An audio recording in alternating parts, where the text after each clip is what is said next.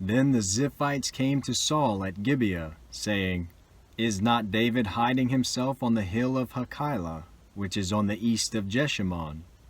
So Saul arose and went down to the wilderness of Ziph with 3,000 chosen men of Israel to seek David in the wilderness of Ziph. And Saul encamped on the hill of Hachilah, which is beside the road on the east of Jeshimon. But David remained in the wilderness. When he saw that Saul came after him into the wilderness, David sent out spies and learned that Saul had come. Then David rose and came to the place where Saul had encamped. And David saw the place where Saul lay, with Abner the son of Ner, the commander of his army. Saul was lying within the encampment, while the army was encamped around him. Then David said to Ahimelech the Hittite, and to Joab's brother Abishai the son of Zeruiah, Who will go down with me into the camp to Saul? And Abishai said, I will go down with you. So David and Abishai went to the army by night, and there lay Saul sleeping within the encampment, with his spear stuck in the ground at his head, and Abner and the army lay around him. Then said Abishai to David, God has given your enemy into your hand this day. Now please let me pin him to the earth with one stroke of the spear, and I will not strike him twice. But David said to Abishai, Do not destroy him, for who can put out his hand against the Lord's anointed and be guiltless? And David said, As the Lord lives, the Lord will strike him, or his day will come to die, or he will go down into battle and perish. The Lord forbid that I should put out my hand against the Lord's anointed. But now take the spear that is at his head and the jar of water, and let us go. So David took the spear and the jar of water from Saul's head, and they went away. No man saw it or knew it, nor did any awake, for they were all asleep, because a deep sleep from the Lord had fallen upon them. Then David went over to the other side and stood far off on the top of the hill, with a great space between them. And David called to the army, and to Abner the son of Ner, saying, Will you not answer, Abner? Then Abner answered, Who are you who calls to the king? And David said to Abner, Are you not a man? Who is like you in Israel? Why then have you not kept watch over your lord the king? For one of the people came in to destroy the king your lord. This thing that you have done is not good. As the Lord lives, you deserve to die, because you have not kept watch over your Lord, the Lord's anointed. And now see where the king's spear is and the jar of water that was at his head. Saul recognized David's voice and said, Is this your voice, my son David? And David said, It is my voice, my lord, O king. And he said, Why does my lord pursue after his servant? For what have I done? What evil is on my hands? Now therefore let my lord the king hear the words of his servant. If it is the Lord who has stirred you up against me, may he accept an offering. But if it is men, may they be cursed before the Lord, for they have driven me out this day that I should have no share in the heritage of the Lord, saying, Go, serve other gods. Now therefore, let not my blood fall to the earth away from the presence of the Lord, for the king of Israel has come out to seek a single flea like one who hunts a partridge in the mountains. Then Saul said, I have sinned. Return, my son David, for I will no more do you harm, because my life was precious in your eyes this day. Behold, I have acted foolishly, and have made a great mistake. And David answered and said, Here is the spear, O king. Let one of the young men come over and take it. The Lord rewards every man for his righteousness and his faithfulness. For the Lord gave you into my hand today, and I would not put out my hand against the Lord's anointed. Behold, As your life was precious this day in my sight, so may my life be precious in the sight of the Lord, and may he deliver me out of all tribulation." Then Saul said to David, "Blessed be you, my son David. You will do many things and will succeed in them." So David went his way, and Saul returned to his place. Then David said in his heart, "Now I shall perish one day by the hand of Saul. There is nothing better for me than that I should escape to the land of the Philistines. Then Saul will despair of seeking me any longer within the borders of Israel, and I shall escape out of his hand." So David arose and went over, he and the 600 men who were with him, to Achish the son of Maoch, king of Gath. And David lived with Achish at Gath, he and his men, every man with his household, and David with his 2 wives, Ahinoam of Jezreel, and Abigail of Carmel, Nabal's widow. And when it was told Saul that David had fled to Gath, he no longer sought him. Then David said to Achish, "If I have found favor in your eyes, let a place be given me in one of the country towns, that I may dwell there. For why should your servant dwell in the royal city with you?" So that day Achish gave him Ziklag. Therefore Ziklag has belonged to the kings of Judah to this day. And the number of the days that David lived in the country of the Philistines was 1 year and 4 months. Now David and his men went up and made raids against the Geshurites, the Girzites, and the Amalekites, for these were the inhabitants of the land from of old, as far as Shur, to the land of Egypt. And David would strike the land and would leave neither man nor woman alive, but would take away the sheep, the oxen, the donkeys, the camels, and the garments, and come back to Achish. When Achish asked, "Where have you made a raid today?" David would say, "Against the Negeb of Judah," or "Against the Negeb of the Jerahmeelites," or "Against the Negeb of the Kenites." And David would leave neither man nor woman alive to bring news to Gath, thinking, lest they should tell about us and say, "So David has done." Such was his custom all the while he lived in the country of the Philistines. And Achish trusted David, thinking, "He has made himself an utter stench to his people Israel. Therefore he shall always be my servant." In those days the Philistines gathered their forces for war, to fight against Israel. And Achish said to David, "Understand that you and your men are to go out with me in the army." David said to Achish, "Very well, you shall know what your servant can do." And Achish said to David, "Very well, I will make you my bodyguard for life."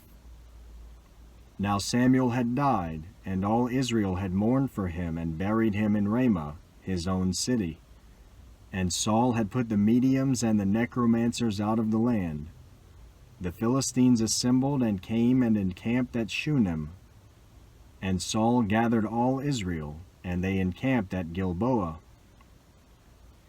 When Saul saw the army of the Philistines, he was afraid, and his heart trembled greatly. And when Saul inquired of the Lord did not answer him, either by dreams, or by Urim, or by prophets.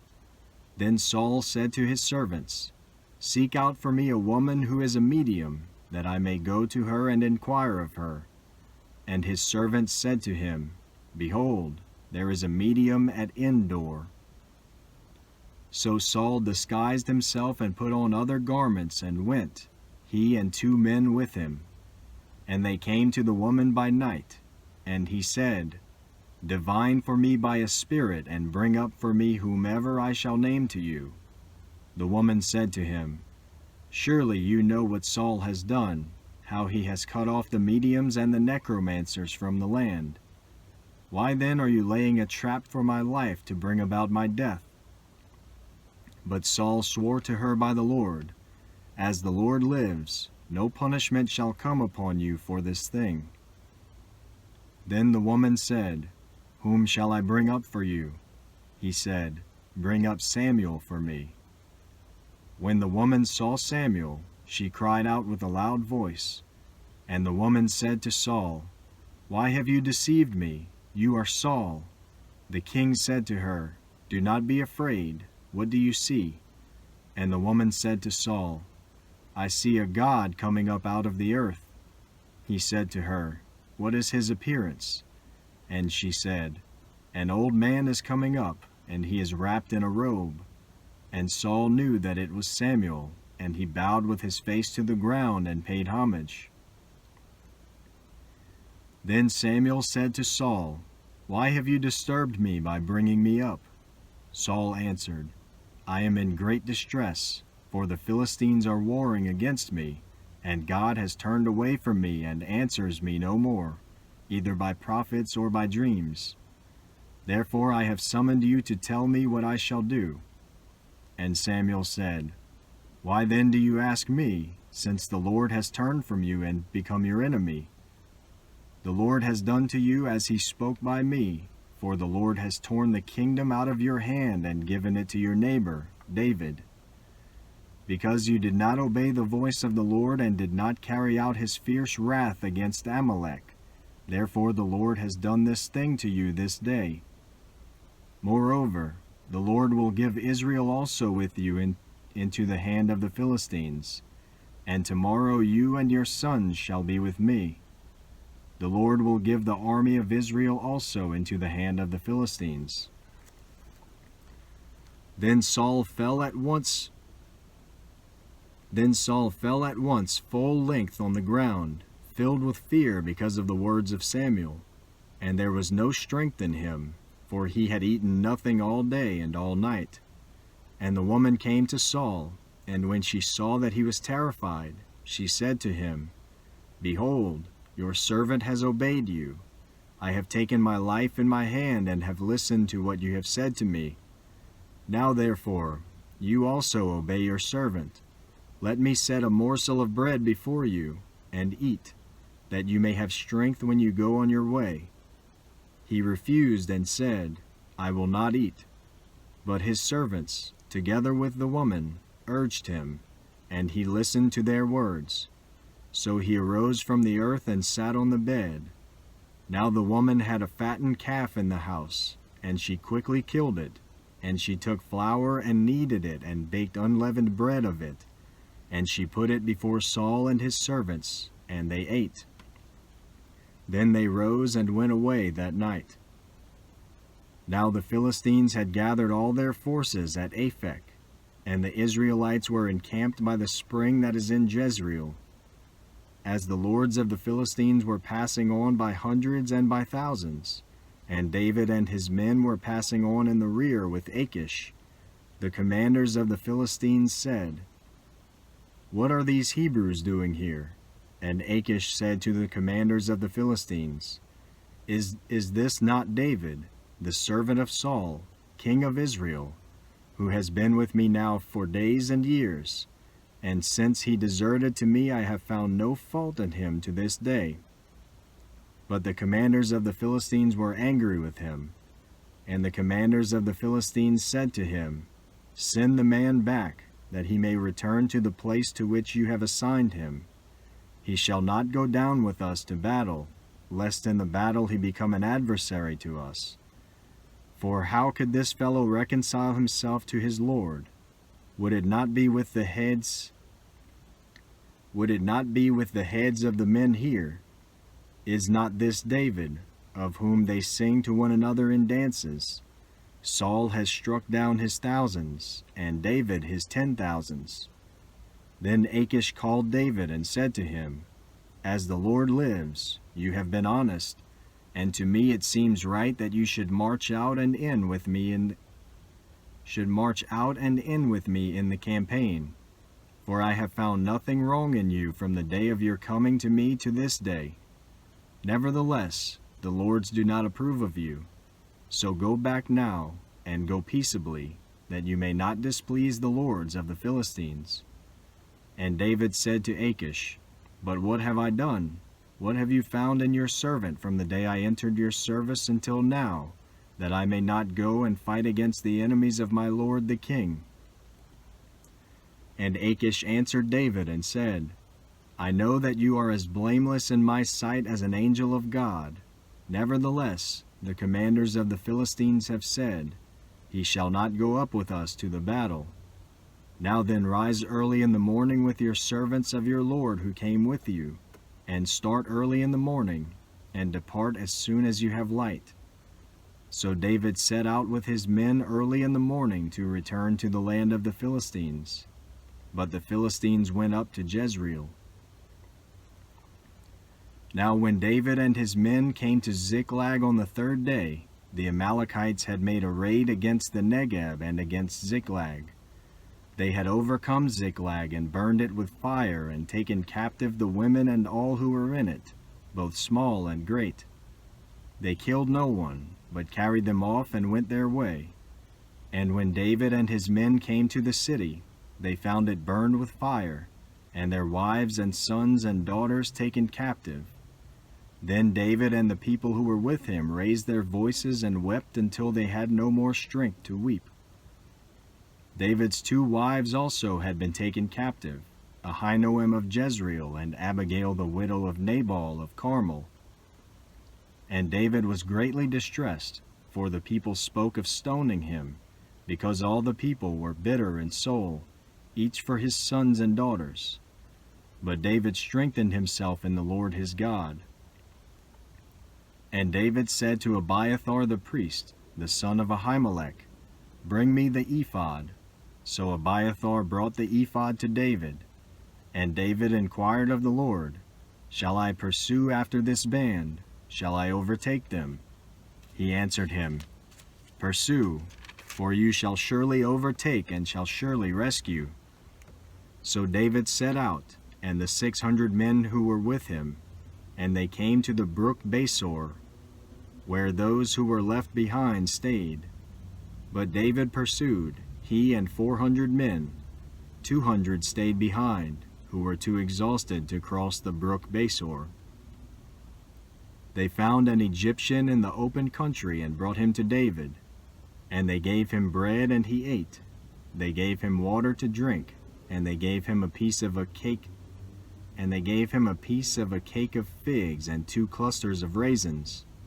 And when he had eaten, his spirit revived, for he had not eaten bread or drunk water for 3 days and 3 nights. And David said to him, "To whom do you belong, and where are you from?"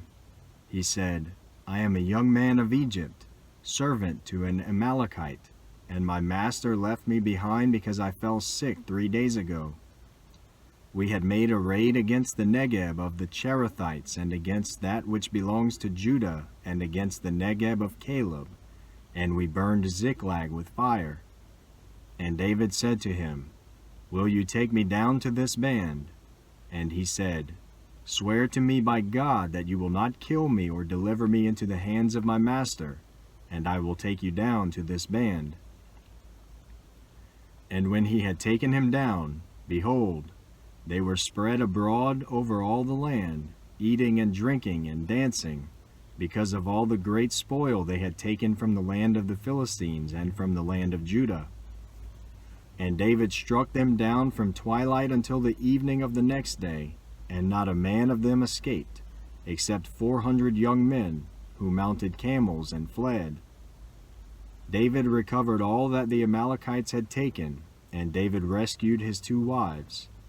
Nothing was missing, whether small or great, sons or daughters, spoil or anything that had been taken. David brought back all. David also captured all the flocks and herds, and the people drove the livestock before him, and said, "This is David's spoil."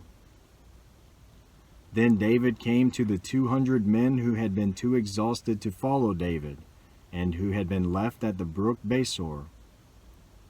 And they went out to meet David and to meet the people who were with him. And when David came near to the people, he greeted them.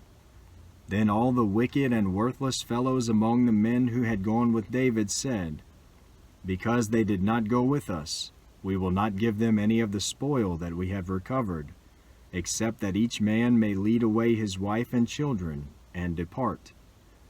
But David said, You shall not do so, my brothers, with what the Lord has given us.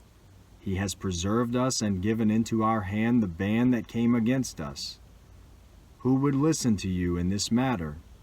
For as his share is who goes down into the battle, so shall his share be who stays by the baggage.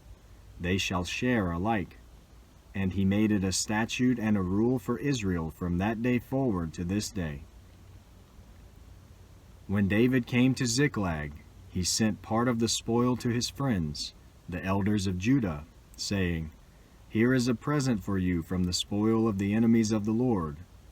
It was for those in Bethel, in Ramoth of the Negeb, in Jatir, in Aroer, in Siphmoth, in Eshtemoa, in Rakal, in the cities of the Jerahmeelites, in the cities of the Kenites, in Hormah, in Bor Ashan, in Athak, in Hebron, for all the places where David and his men had roamed.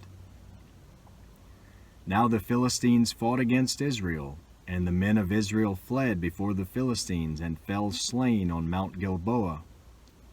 And the Philistines overtook Saul and his sons, and the Philistines struck down Jonathan and Abinadab and Malchi-Shua, the sons of Saul. The battle pressed hard against Saul, and the archers found him, and he was badly wounded by the archers. Then Saul said to his armor-bearer, Draw your sword, and thrust me through with it, lest these uncircumcised come and thrust me through. Lest these uncircumcised come and thrust me through, and mistreat me. But his armor-bearer would not, for he feared greatly. Therefore Saul took his own sword and fell upon it. And when his armor-bearer saw that Saul was dead, he also fell upon his sword and died with him. Thus Saul died, and his 3 sons, and his armor-bearer, and all his men, on the same day together. And when the men of Israel who were on the other side of the valley and those beyond the Jordan saw that the men of Israel had fled and that Saul and his sons were dead, they abandoned their cities and fled, and the Philistines came and lived in them. The next day, when the Philistines came to strip the slain, they found Saul and his 3 sons fallen on Mount Gilboa. So they cut off his head and stripped off his armor and sent messengers throughout the land of the Philistines to carry the good news to the house of their idols and to the people. They put his armor in the temple of Ashtaroth, and they fastened his body to the wall of Beth-shan. But when the inhabitants of Jabesh-Gilead heard what the Philistines had done to Saul, all the valiant men arose and went all night and took the body of Saul and the bodies of his sons from the wall of Beth-shan, and they came to Jabesh and burned them there. And they took their bones and buried them under the tamarisk tree in Jabesh, and fasted 7 days.